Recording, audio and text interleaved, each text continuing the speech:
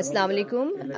পবিত্র ঈদুল আজহা মুসলিম বিশ্বের সবচেয়ে বড় আত্মত্যাগের মহিমান্বিত যে উৎসবটি, পবিত্র ঈদুল আজহা উপলক্ষে যুক্তরাজ্যে প্রবাসী সকল বাংলাদেশি ভাই বোনদের বাংলাদেশ হাইকমিশন লন্ডনের পক্ষ থেকে জানাচ্ছি অনেক অনেক শুভেচ্ছা এবং ঈদ মুবারক।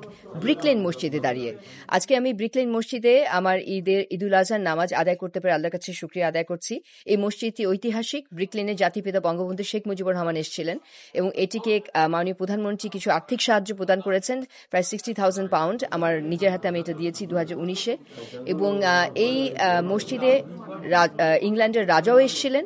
কাজে এটি আমাদের টাওয়ার হ্যামলেটস এবং ব্রিটিশ বাংলাদেশি যে ভাই বোনরা থাকেন, যে কমিউনিটি আছে ডায়াসপোরা, তাদের হার্টল্যান্ডে এই মসজিদটি। কাজে এখানে আমি নামাজ আদায় করতে পারে অনেক অনেক আনন্দিত। এবং আজকে পুরা মুসলিম উম্মাতে অনেক মুসলিম কষ্টে আছেন, বিশেষ করে গাজে আমাদের প্যালেস্টাইনের ভাই বোনরা, ছোট ছোট শিশুরা তারা অত্যাচারিত আছে, তাদেরকে মারা হয়েছে।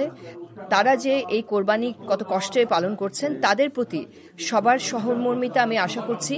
এবং মাননীয় প্রধানমন্ত্রী শেখ হাসিনা তার মেসেজে বলেছেন যে এই আত্মত্যাগের ঈদে আমরা যেন যারা গরিব দুঃখী, যারা কষ্টে আছেন, তাদের জন্য যেন সমাজ কল্যাণমূলক কাজ করি।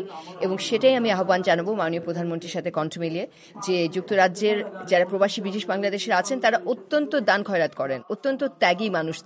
তারা বাংলাদেশের সবার জন্য সবসময় রেমিটেন্স পাঠানি, শুধু সেটাই না, তারা তাদের নিজ নিজ জায়গায় মসজিদ করেন, হসপিটাল করেন, অনেক দাতব্য কাজ করেন।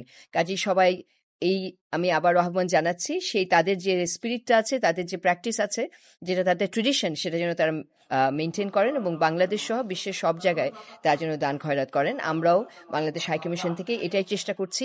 আমাদের সার্ভিস ঈদের মধ্যেও সবসময় 24/7 খোলা ছিল। যে কোনো সময় আপনাদের কিছু লাগলে আসবেন। আমরা বন্ধ আছি 3 দিন, কিন্তু আপনাদের কিছু লাগলে অবশ্যই আমাদের টেলিফোনে ফোন করবেন। বাংলাদেশ হাইকমিশন লন্ডন ব্রিটিশ বাংলাদেশিদের পাশে আছে। ঈদ মুবারক, জয় বাংলা।